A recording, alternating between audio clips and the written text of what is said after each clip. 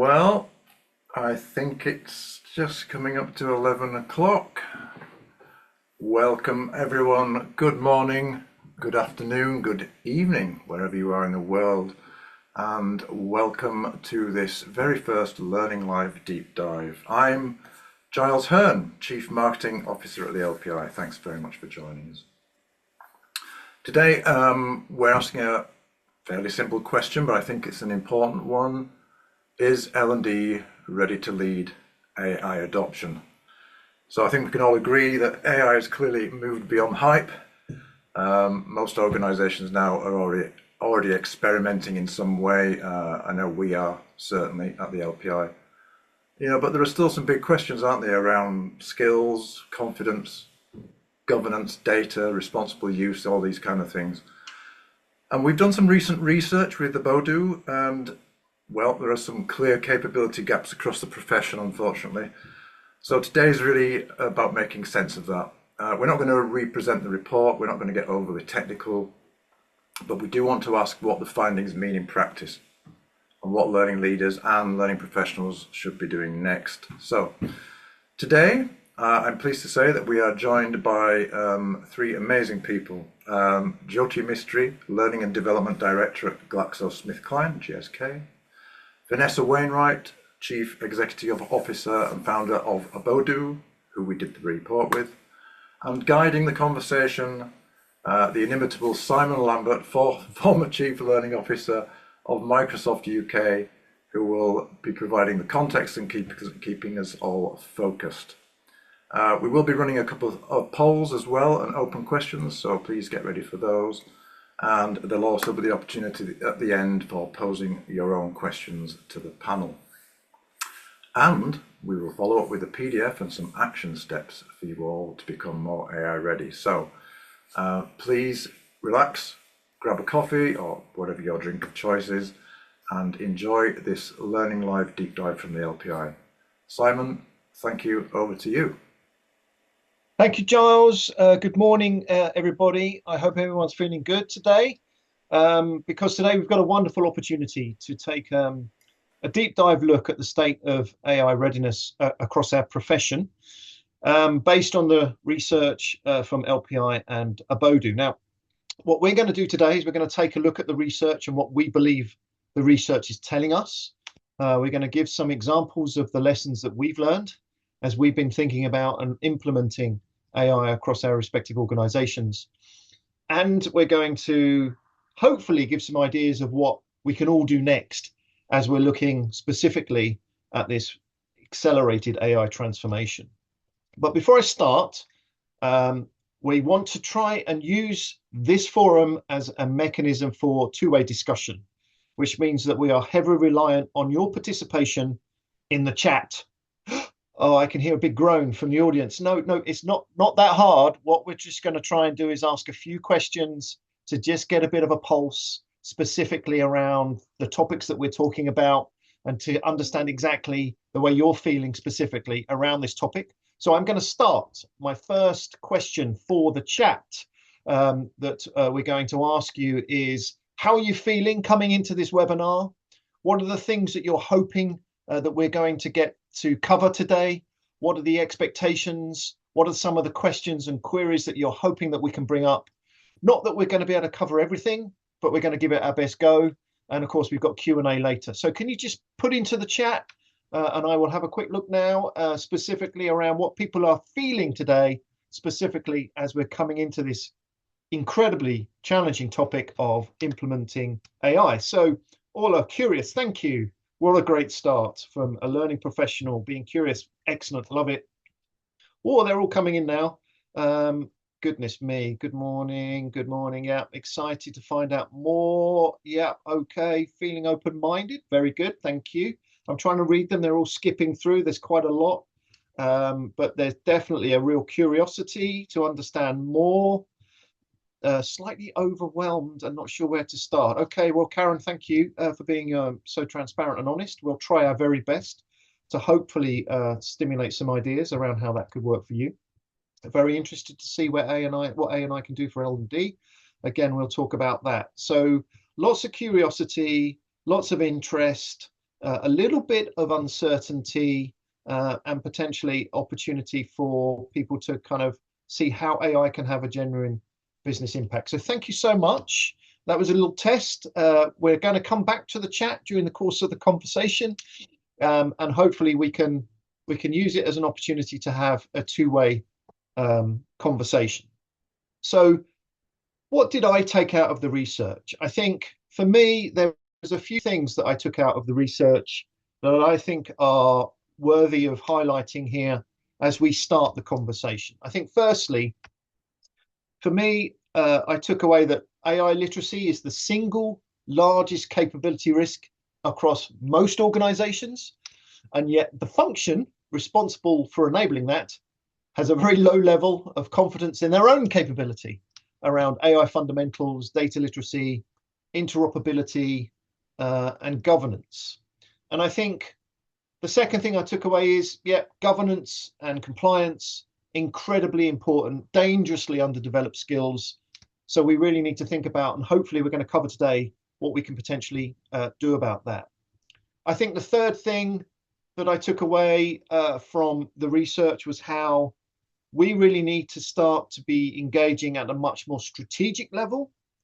I think the research indicates that L&D is absolutely perfect, well, not perfect, absolutely positioned incredibly well to do the tactical execution. But actually what leaders in the organization are looking for is that strategic guidance, and specifically shaping how AI can have a true impact across L&D and more broadly across the organization for the company. And I think the fourth thing I took away from the research was that there is a real need to have a platform for continuous learning. I think everybody here is like looking at this thinking, goodness me, the technology is changing so quickly. We're all running at 100 miles an hour. Businesses are actually having to drive capability quicker or as quick as the technology is arriving. And it's a real challenge. And I think if you look at and reflect on the latest data, I think that I read the half-life of a skill, especially a technical skill, is now anywhere between 6 to 12 months, I think, and a professional skill is anywhere between sort of 18 months to 2 years.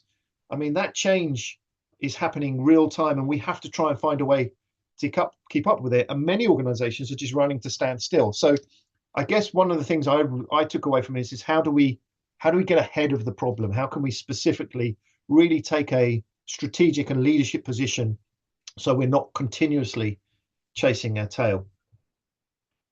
But the other thing I took out from the research, especially when I tried to read sort of beneath the surface, was that I think there's something actually a little bit more shocking about the state of L&D. I think something that is really deeply concerning, an uncomfortable truth, if you like, that our profession may still be defining itself by what we used to be good at, which, by the way, is not what many modern AI organizations actually need.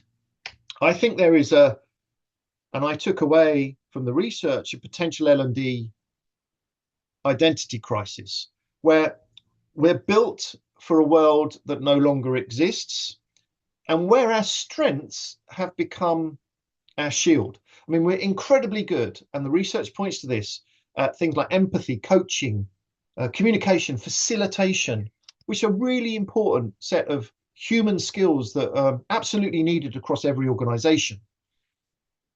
But I question whether we are using those skills as a way to stay in the spaces where we're confident, instead of stepping into the spaces where we may feel slightly more exposed.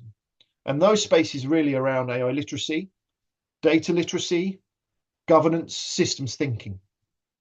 So I actually think this research presents a real wake-up call for the L&D profession. I think it is time that we really thought long and hard about how we can modernize learning and put ourselves, L&D, at the heart of business transformation. And so one of the things I wanted to do was to really explore that today and really uncover what that really means for us as we're thinking about positioning ourselves as the transformers of businesses using L&D and capability. So that's what I took out of the research. And I'm going to specifically now get some feedback from you guys. So we're going to jump into a poll. We're going to jump into a poll specifically around your confidence levels in how L&D is applying AI today. So Giles, I don't know how we do this. I'm just going to lean on you. There we go. Perfect. So I wonder if you could just take a few minutes just to read the question. How confident is your L&D team in applying AI today? And just give us a quick pulse on how you're feeling about that. And we'll just leave it 30 seconds or so just for you to fill in the poll so we can get a little bit of a score, and then we can take a little bit of a real-time look at the feeling of this audience.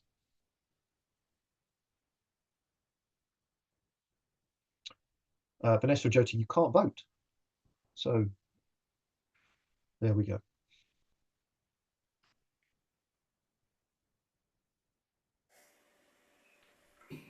Yeah, How are just we let doing, me know Giles? when you want to end the poll, Simon. Yeah, but I think we'll probably just end it there. Thank you Yeah. for those people that have filled it in. Thank you. Let's have a quick look at the results. Okay, so not surprisingly, I think very low score around high levels of confidence, and again, not surprisingly, lots of experimentation, and I think that's completely fair. A lot of organisations are going through that at the moment. There's 11% that are not confident. Thank you again for your transparency here, and the I think there's not massive surprise here because it kind of reflects what we read in the research from LPI and Abodoo. But I do think that there is definitely an idea and an opportunity to really start sharing a little bit more as a community of how we're experimenting and what we're learning, which is really why we're here today. So thank you for doing the poll. Now I'd like to bring in my my co-panelists specifically. So I've shared a little bit about what the research is telling me, and I think we've got a little bit of a poll from the audience. So I'd like to come to you, Vanessa, first, if I may.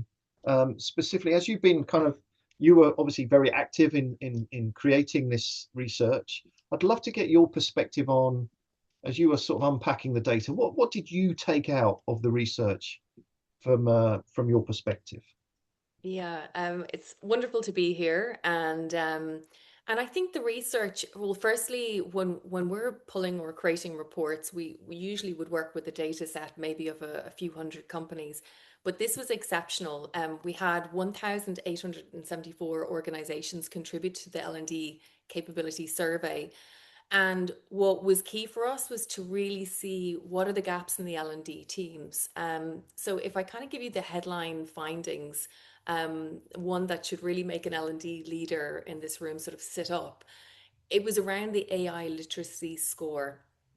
It's ranking at about 1.54 out of 4.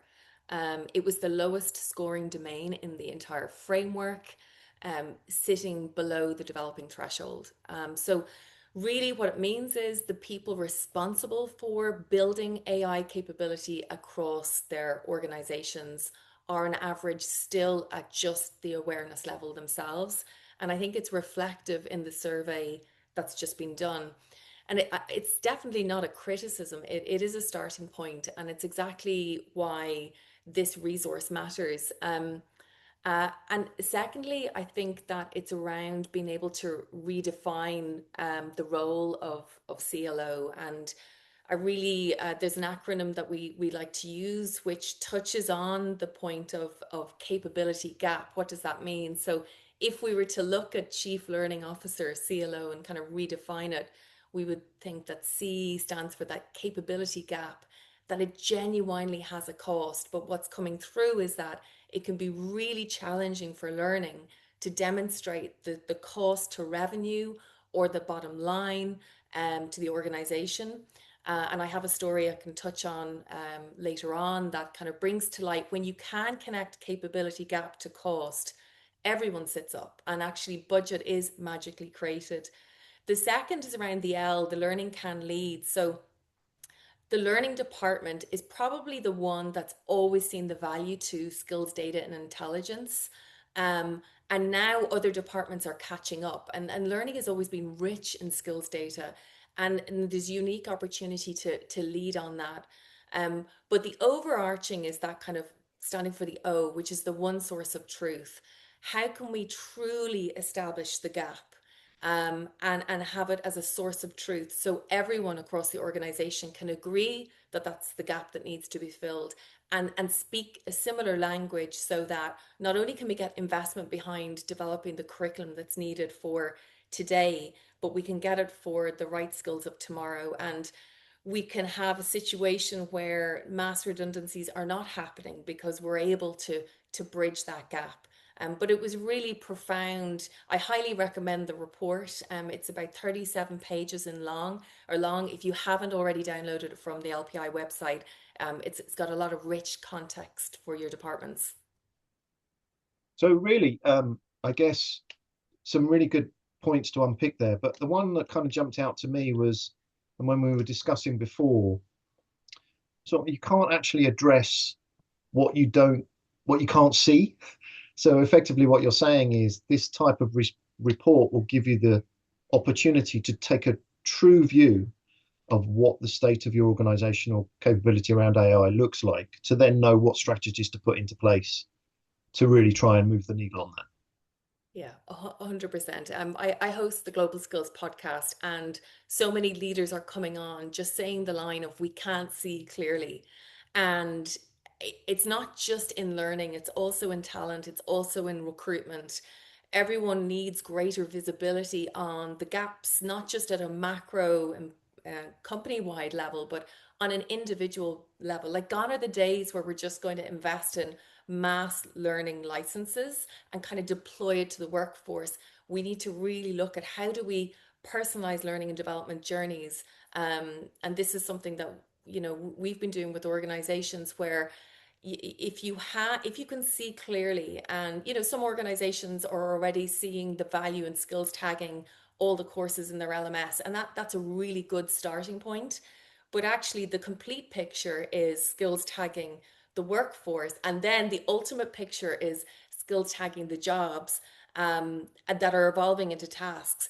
But that's the euphoria moment, isn't it? When you have that all, now you can see clearly, now you see exactly where investment needs to happen from an L&D perspective, and you see completion rates going up and skills accreditation improving, and most importantly, something I'm really passionate about is talent mobility. Like, we should be giving everyone the opportunity to reskill and be redeployed before being made redundant where possible. Okay, thank you. Yeah. So let's just move to Jyoti, because I know from a GSK perspective, Jyoti, you guys are pretty good at a lot of stuff in the L&D space, and I know you've done some work around sort of the mapping piece, which Vanessa was talking about. But I'd love to get your perspective too on, your overall feeling of from what you've taken away from the research, and specifically, what you think we should be kind of really doubling down on. Sure. Thank you, Simon, and hello, everyone. I'd actually like to focus on the poll results, because when I look at that, it reminds me of probably where we as an organisation and a learning function were about 2 to 3 years ago. I remember, Simon, the very first time I met you, and I was listening to the Microsoft story and journey around skills, AI learning, and I was like, okay, right, there's a long way to go. And I think we were at that point where there was so much information out there, things were moving so quickly. It was that, where do you start? And I think the poll today reflects, where we were as an organisation and as a learning organisation, a couple of years ago. We've moved on to, I just want to talk a little bit about GSK's purpose. We are about uniting technology and talent, get ahead of disease, the health of 2.5 billion people by the end of this decade. And our focus is, how do we actually use AI to accelerate the delivery of that purpose? And I think it's a theme that probably I'm going to reiterate through this conversation. It's around actually, what is the business case that you're trying to solve, the problem that you're trying to solve? And as L&D professionals, that is what we need to be asking the question around, what are the use cases where AI can actually help the organization deliver?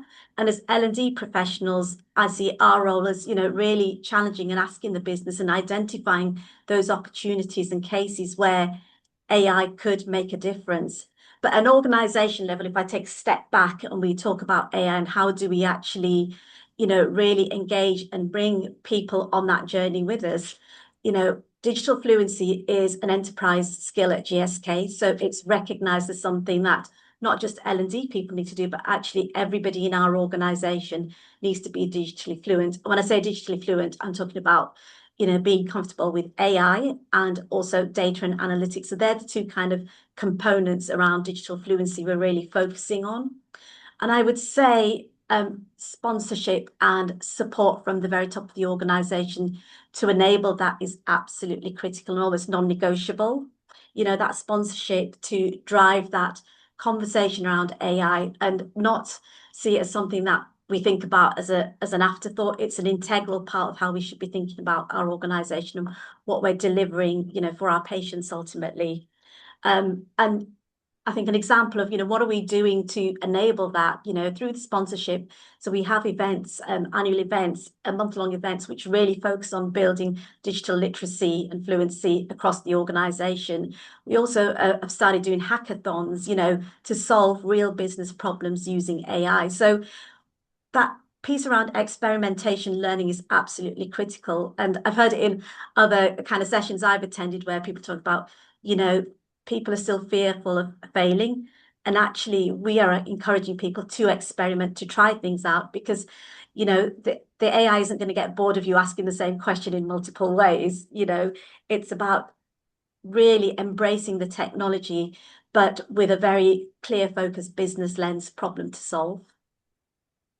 Yes, thank you. So I guess from an L&D perspective, we are part of we're doing the same as every other part of the organization, which is we're trying to sort of figure it out ourselves. And I wonder how you promote experimentation. How do you encourage people to not fear failure effectively? Because a lot of what we've learned in Microsoft was you've got to give people the opportunity to play with the technology, give direction around what the sorts of things are, but you've got to give people the opportunity to experiment. How do you, you talked about the your event, the Datacom event. How do you encourage that, Jyoti? So there are sessions, boot camps and sessions where people can actually try things out live as part of those, events. But also, if I think about bringing this back to L&D and, because we really need to be comfortable with AI. The business problem for L&D that we were trying to solve was, how do we move away from a fragmented learning ecosystem, and how do we really modernize and personalize learning for our employees? And as part of that, involved bringing in a new platform. But when that's brought in, it's about, L&D being part of that pilot group, along with some of our business stakeholders, to really test the platform. And, we were telling people, try and break it, because we want to really encourage you to, explore every single avenue of this platform, what's working, what's not, and then listening to that feedback to, make the changes to enable us to deliver, the right product ultimately. So we are actively encouraging people to try it out, and it's kind of not something we're thinking about doing as an aside. It's part of everybody's job. So, we have Copilot, for example, for some of our organization. We also have an internal version of ChatGPT, which, we are almost using as a front door to ask questions around, policy, for example, or, business problems, or, creating PowerPoints or whatever it may. So we are pushing people to use, the technology that we've got available, without fear. Yeah, very good. Thank you. Yeah, I think that, yeah, we definitely, through the course of rolling out technology, we definitely kind of learn that there is a huge amount of fear going on in the organization. So you have to encourage people to kind of break down that barrier. I think, so if we've kind of reflected a little bit on what we've all taken out of the research, I guess, let's share some of the lessons that we've all learned in the implementation and kind of rolling out of AI. And certainly in the context of Microsoft, obviously we wanted to, the organization liked to refer to itself as customer zero, which is effectively, we needed to be able to demonstrate the impact and the capability of AI across our organization, so we could then fundamentally go and talk to customers about it. And in my role when I was CLO, I'd focused not just on internal learning, but I also got to talk to our customers, hence why I was talking to Jyoti at GSK. And I think there's some kind of key things that I would take away, realizations that, as you start to look at rolling out and implementing AI across the organization and within the context of AI and L&D, I think first thing is that AI is really democratizing technology. And it's really giving everybody the opportunity to participate in the AI revolution. I think it fundamentally changes everybody's role. Everybody in the organization is impacted by AI, and it changes the way in which we work. And typically in a technology transformation, usually it's sort of like driven by a few people within the organization across the CTO or across the CIO. But actually, this is very much more about driving it across everybody in the organization. So as an L&D leader, I had to not just think about, okay, how do we drive AI capability across the technology organization, which was really important because there was lots of things in there like compliance and data and protection that we needed to focus on, but also how do we start to enable the sellers, the marketeers, the finance people, the HR teams, to really truly start to see the value in implementing AI in their daily work. So that kind of democratization thing means that you've got to think broadly across the company. And as a result of that, you're also having to think about changing behaviors and building new habits, because what you're trying to do is you're trying to change 50 years of work practice, right? Everyone has a particular way in which they approach their job, how they approach work. And what you're trying to do is introduce a set of tools which will enable them to work differently. And that's really about breaking habits and forming new habits and changing the behaviors. And I think we measured, in Microsoft, when we were doing this, we measured daily active usage as a key kind of barometer for how well the organization was adopting the technology. And over time, we started to measure the impact. But, specifically, you'd have, like many organizations, you'd have all this technology embedded into the company, but you'd have very few people using it. And I think the reason for that was that, many people, and we made this mistake as well, you try to do courses and you roll out training and you do these very traditional mechanisms to giving people access to the learning. But actually what it is, it's a complete adoption and change management process. And L&D has to be embedded specifically in that process and actually are leading it in partnership with some of the other organization. And so it's not a one-time training course. It's a real implementation of a program that is ongoing. And that AI transformational program really means that you've got to think differently about the audiences that you're targeting across the organization, the specific scenarios which those audiences are going to need when they're using AI as a tool to complement their human agency. And then the final thing was really the realization that AI works best when there's context, specifically context to somebody's role or somebody's function. We went through a whole process of actually mapping how marketeers could take advantage of Copilot in our situation, or how for the finance team could effectively use it to accelerate some of their report writing, or how the sales team could effectively use it better as a way to research their customers. So you've got to kind of think about the context for each of the different audiences across the organization, because different roles require different scenarios. And that's really what defines then how they apply the AI in those particular scenarios. So there are a few kind of lessons that I learned. There's a whole bunch of things around, when you're talking about habit formation and driving new behaviors, you have to think about it differently to what a traditional L&D person would be doing. That we'll come on to in a sec. But I just want to pause there and say, hey, Jyoti, from your perspective, the lessons that you've learned rolling out where you've got to so far, because it's an ongoing process, we know that. But, how do you connect this into L&D? What are the things that you sort of took away from rolling out this AI implementation from an L&D perspective? Yeah. Where do I start? There's so many learnings. I would say 2025 our whole L&D organization went through a massive learning curve. We brought in a skills taxonomy. So, you know, everything we're now thinking about as an L&D organization is focused around what are the skills we need to build in our organization. And, you know, we're talking about the technical skills to enable people to do their roles, but also what are some of those enterprise skills like digital fluency, like project management, which are, you know, span across the organization, and we all need to be proficient in those and to a certain standard.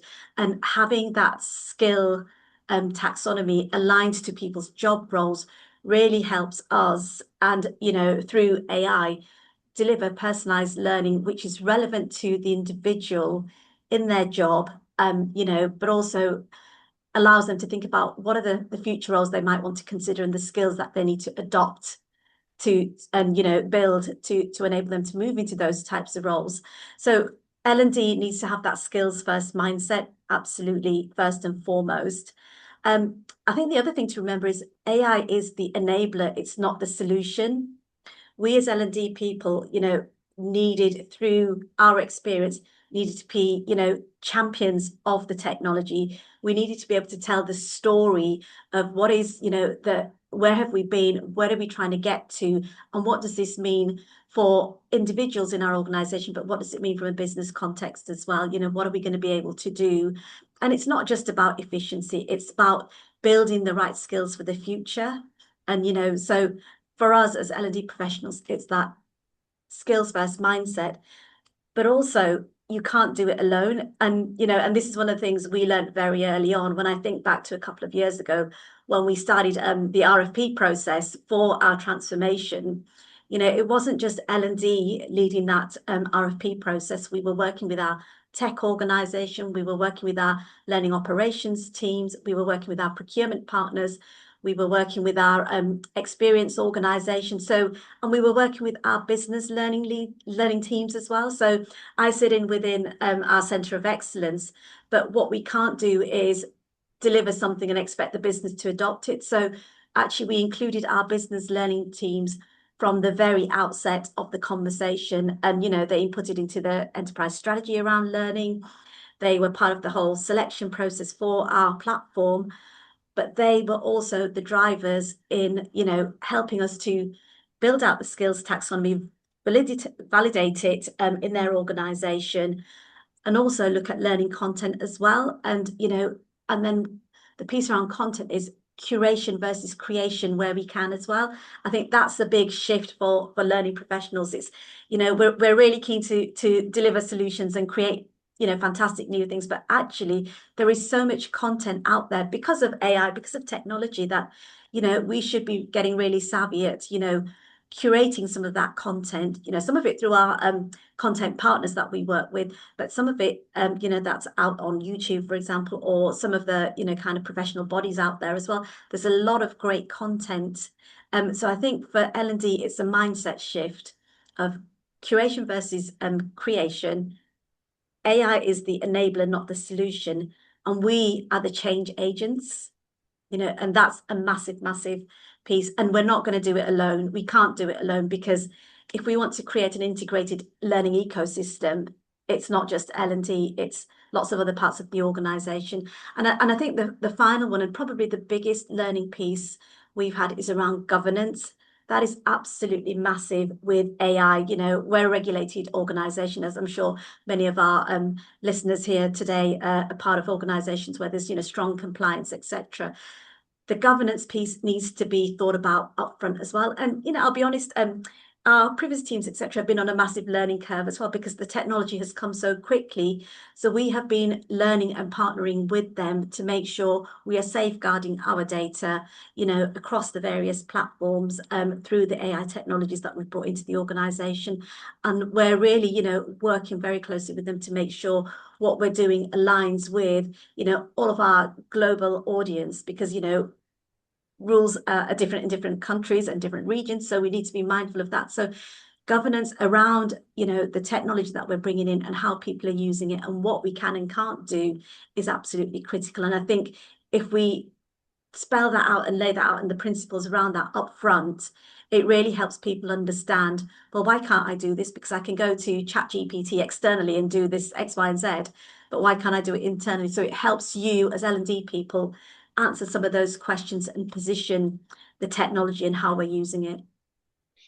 I think there's some unbelievably strong points in there. I mean, I love the curation, not creation point, but specifically on the collaboration piece, because I think we found this as well. You know, in being part of the transformation team, you know, L&D had to have a seat at the table for sure, but we weren't looked upon to be the experts in compliance or in security. You know, we had people in the organization to do that, and I think one of the core strengths of an L&D team is how they collaborate with other parts of the organization. And Giles, I wonder if now's a good time to just pop up that poll in terms of, you know, as you guys think about working across your organization, who do you work with the most on AI adoption? Where are you spending your time? How are you collaborating? It'd be great just to get a little bit of a flavor and a pulse on which departments L&D is working with on AI adoption,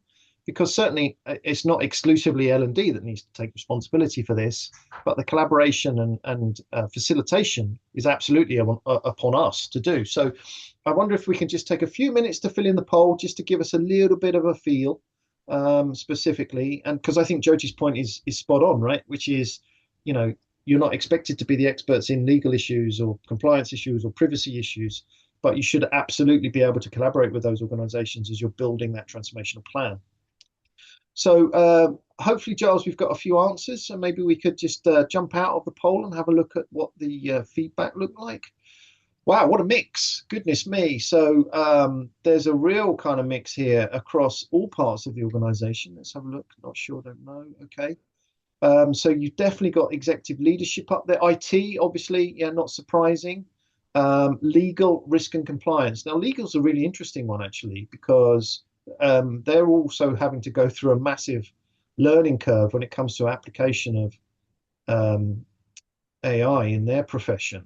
And actually, they can benefit, I think, from really kind of being part of that broader collaboration piece. But anyway, some really interesting pieces here. Not surprisingly, IT number one, and also HR, data analytics, really good. But yeah, that's good, actually. I think there's a real mix here.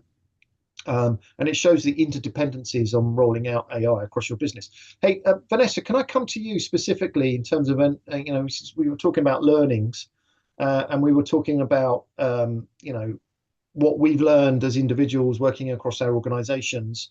Can you talk a little bit about your learnings from maybe the capability mapping side of things, and how you can target learning to specific audiences once you know what the flavor of that your audiences look like? Could you kind of just give us a little perspective on that?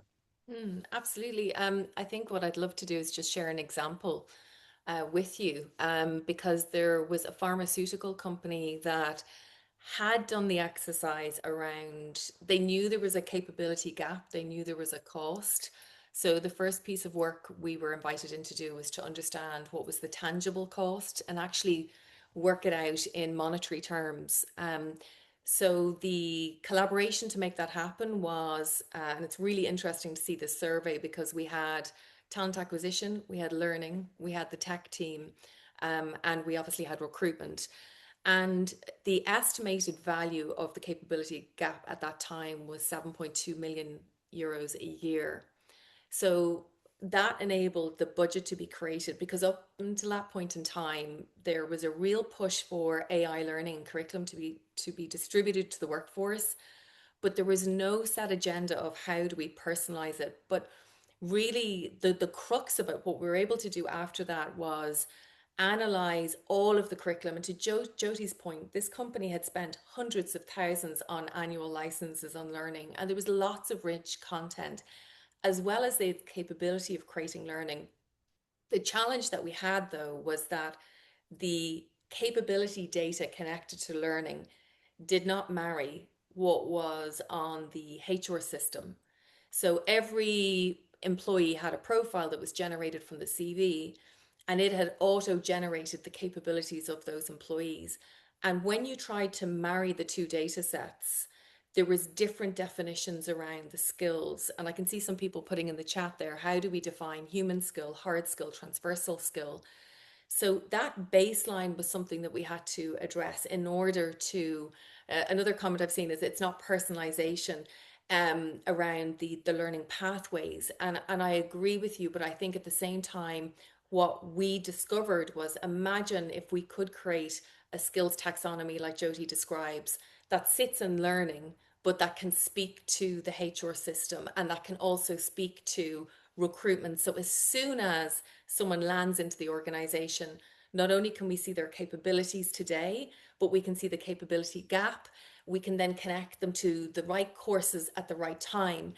And that exercise, just to show you how advanced technology has come, when we did this, it was 2 years ago, it took us 9 months, 9 months from beginning to end. And that was fast in industry standards. Now we can execute it in 6 weeks. And the reason it can happen so fast is obviously we've got stronger with our engine, but also what we realized, there was another missing piece. As soon as we built that skills taxonomy, the next challenge we had was, I don't know if we can all remember when vibe coding was not a skill that we knew of. That was only 3 years ago, really, in the mainstream. We started to get new skills coming through on new employees, but this taxonomy wasn't keeping up to speed. So the next element of that project was, how did we activate it so it's remained live, the engine? And once that had happened, we did it locally because it was Europe, everything was euros. We realized, actually, no, it needs to be global. So how to answer the question of how do we bring the capability down to an individual level, to a department level, it really is ensuring that we have that one source of truth across the organization and that all the systems are speaking that same language. When you have that, it is very easy to identify what AI courses you need, where and at what time. And not just that, as they're completed, as people are learning in real time. And I think this is the goal. Like, onto your point, Simon, you said that the lifespan of a skill is just getting shorter and shorter. Learning, the future of learning is going to be around seeing that skill acquired in real time and then very quickly identifying what's the next capability that's needed and have the content served up in real time. So I'm really excited for learning. And I think they can champion this capability gap that every organization has. But fundamentally, the foundation has to be there. Otherwise, we're building on a weak foundation. And Vanessa, can I just ask a question? Because you talked about, skills, the lifespan of skills is becoming shorter and shorter. So, as L&D people, we're thinking, well, how are we going to be able to quickly recognize what the next skill is that's coming? Is there anything you can share around what should we be thinking about in that space? Yeah, I can give another example. It was in relation to green and energy, which it's advancing very fast. And there was two challenges in that space with a company we were working with. One was, how could you define the skills today? And then secondly, how could you forecast the skills that are needed? You're ahead of a lot of organizations with GSK because the fact that you have activated a skills taxonomy is amazing. That's across the business. The key ingredient for forecasting and predicting is that ensuring it's live and it's interoperable. And what do I mean by interoperable? A lot of organizations are spending millions trying to get their HR system to talk to the LMS, then maybe to talk to an external talent intelligence data to feed in. That's really expensive and it doesn't necessarily give you the accurate matches. The key ingredient is building a layer on top. It's like a capability layer that's able to forecast because it's mining the real-time intelligence of today. So you're already ahead with the foundation. It's just the activation of the layer on top that needs to happen. And this is something that we've only been doing for a year now at this point. So as L&D I think professionals, it's bringing in the data insights and using the technology, to inform actually what do we need to be focusing on next. And just to add to that, there's some amazing skills data coming out of the Big Six, Skills England, European Union of Skills, and being able to ingest all of that skills information, cluster it, recognize it, group it within your taxonomy, and then redeploy it out again. It all sounds very technical, but it is it is doable. But this capability cost, I think I'll just loop back to it again because it was the reason of the report. It's to put the power in the hands of head of L&D of what is it costing, and if you have that number, and you know where you're ranking and benchmarking, you will get backing by C-suite to make the investments needed for today. Brilliant. Thank you, Vanessa.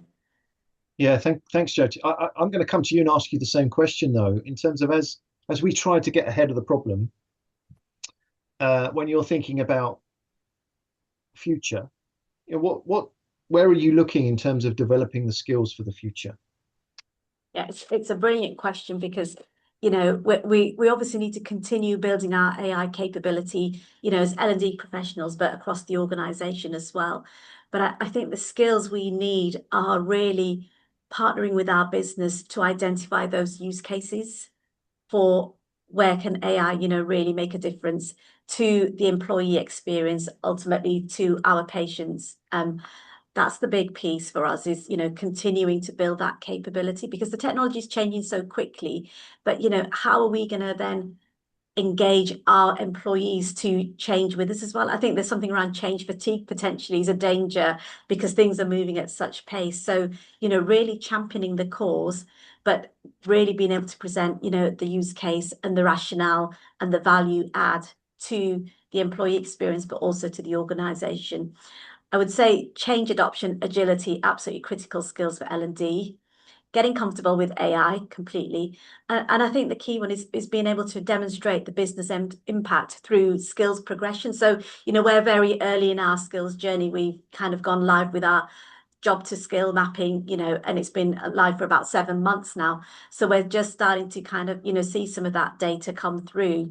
But, you know, we need to understand actually how is that skill and the personalized learning aligned to that skill to the job, you know, helping the organization, you know, whether it's to redeploy talent internally, whether it's, you know, kind of accelerating talent, whatever it may be, we need to kind of get to that point where we've got the data and we're using it to be able to demonstrate impact in the organization. So, you know, there's a lot more to come in this space. We are learning as we're going along, but, you know, a really exciting time. And, you know, we, as L&D people really need to stay on top of what's happening externally as well, because, you know, not just from a benchmarking perspective, but, you know, what are other organizations doing that's making a difference? And, you know, and what do we need to pivot ourselves as well? Yeah, thank you. I think there's a lot of I've kind of been scanning some of the comments. There's some real what a rich kind of community of learning leaders we have on here, because there's some real kind of magic appearing in the chat in terms of people's perspectives and questions they're asking themselves, and we should absolutely as a community kind of leverage that and kind of share each other's skills and knowledge across this. I do think though, one of the things that I get asked a lot about is, you know, skills of the future, and the biggest gap at the moment I think is leadership in AI, right? Being able to truly understand how you can lead an organization where AI is designed to augment the capabilities of your people. And I think that in itself is a different topic, and we're never going to be able to get to it on this call. But I do want to acknowledge that there is an awful lot of focus and work that needs to be done on developing leadership skills around AI, but also really making sure that we're not underplaying and in fact really valuing experience, right? Because I think more and more people are going to be looking to that human to human connection to truly really try and solve business problems, and augmenting it through AI, and that ability to kind of leverage experience across organizations. And I don't just mean like people that have been in an organization for a long time, but different mixes of experience, I think is a critical component, and incorporating that into any AI strategy for me is really important. Okay, so I think we're going to take a little pause there. And so, Giles, I'm going to come to you specifically as we start to kind of get lined up for the questions. Hi, Simon. Thank you very much, everyone. Thank you so much. Yes, so we can see we've had a lot of questions in here so far, haven't we? Yes. So if I ask people now to type their questions into the into the chat. We'll do a Q&A. It might be total chaos this with so many people on the call, but we're going to give it a go. So please feel free to type your question into the chat. We're going to try and answer as many as we can.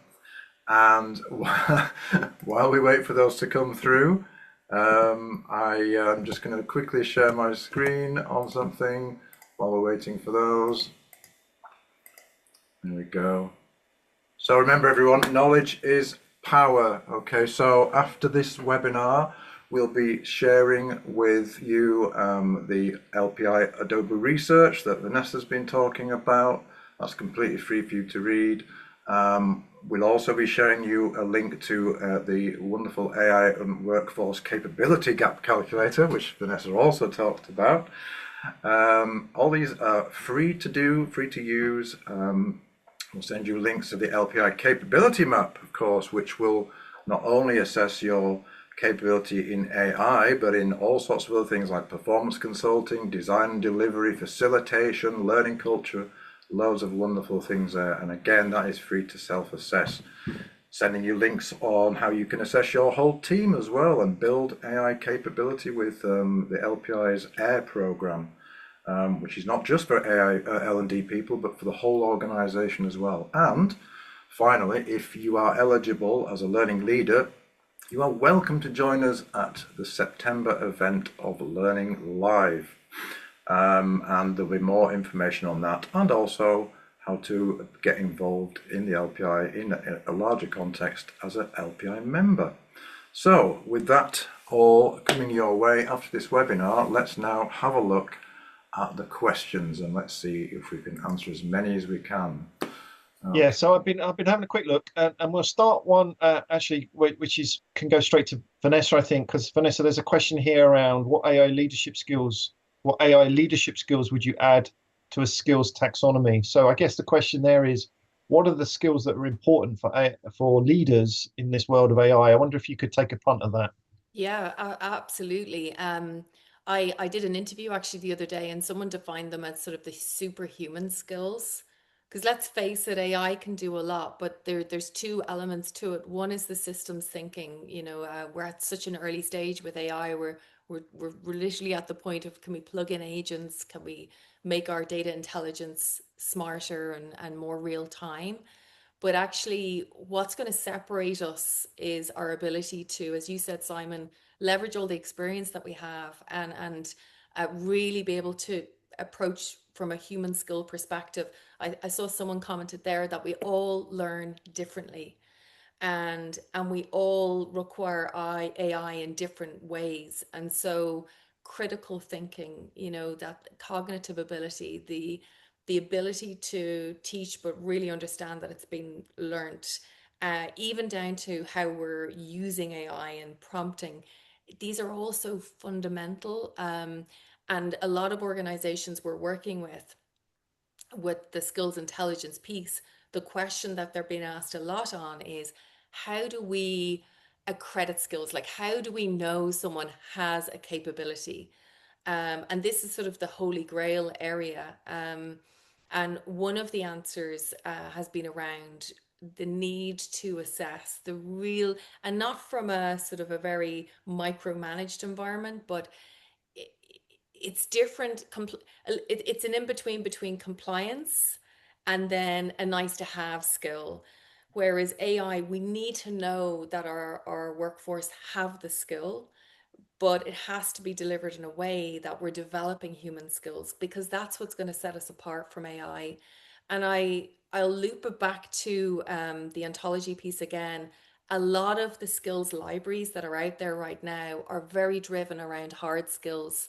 So the first thing I would be doing in L&D is looking at your courses and ensuring that you're tagging for hard and human and even transversal skills, because that will really make a difference.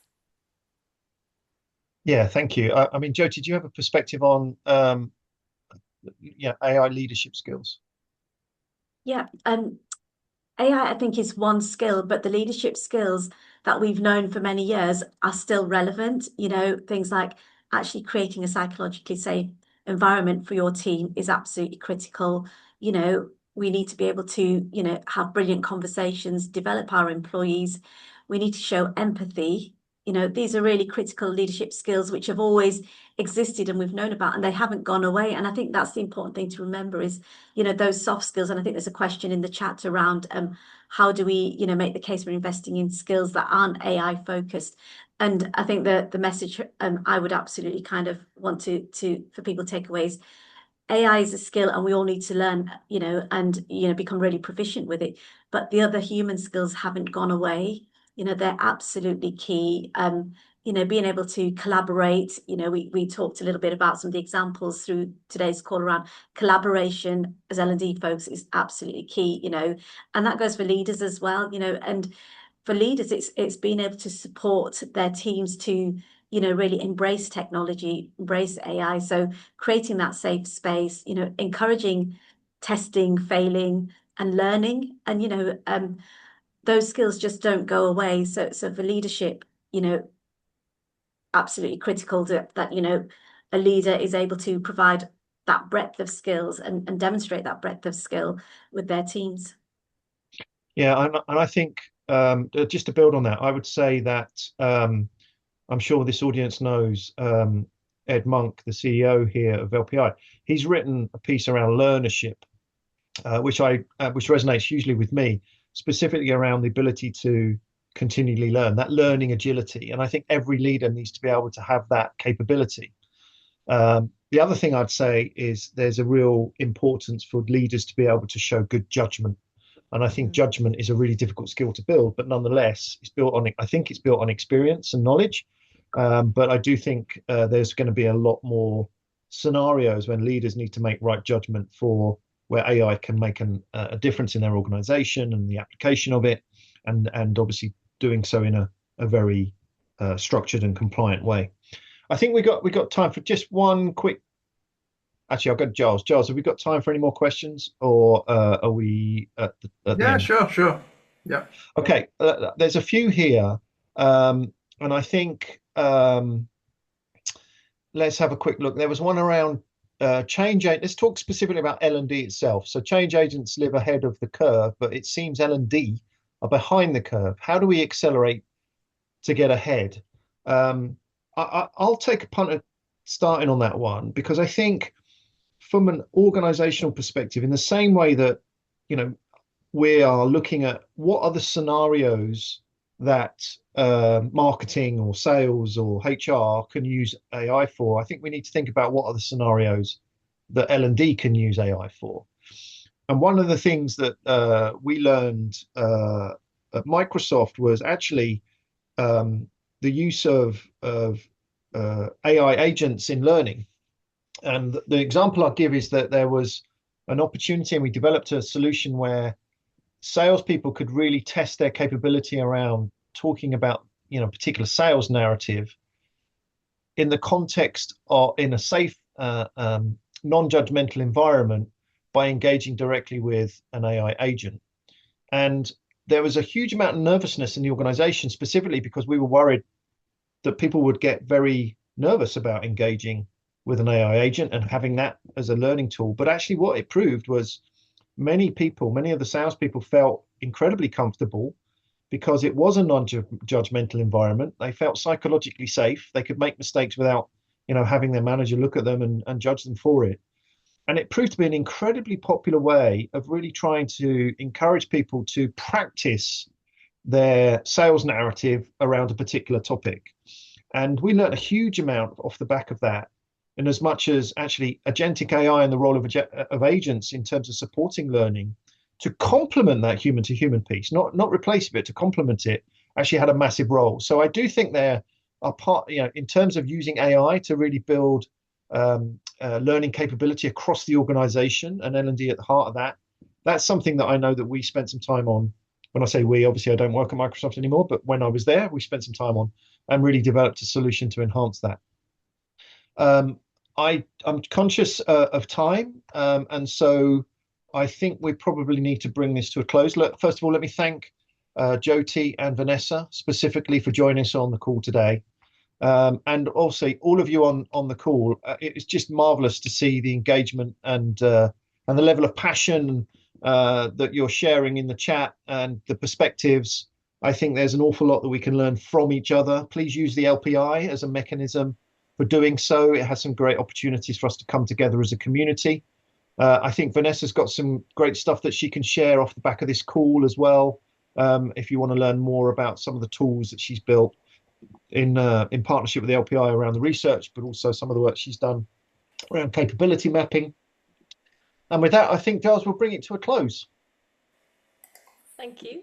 Fantastic. Thank you, everybody, so much for joining us. And I think we should continue this conversation in another webinar, another deep dive, because I think there's a lot more to be said. But until then, again, thank you all for attending. We're going to stop sharing now and close the webinar. Enjoy your day, and bye-bye, everybody. Bye-bye. Thanks, Thank Giles. you. Bye.